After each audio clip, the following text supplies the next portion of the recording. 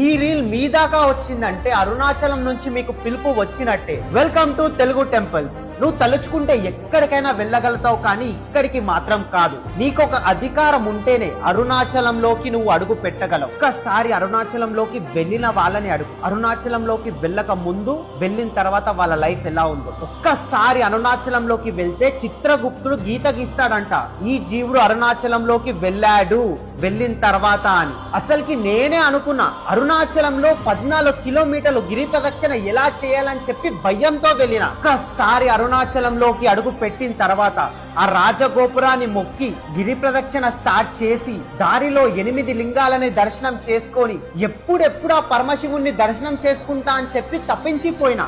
నీకు అరుణాచలం గురించి తెలుసుకోవాలని చెప్పి అనిపిస్తే, నీకు ఊరికే అరుణాచలం పేరే వినిపిస్తున్నట్టయితే, నువ్వు అరుణాచలంలోకి అడుగు పెట్టే సమయం అయితే వచ్చేసింది. నీకు అరుణాచలంలోకి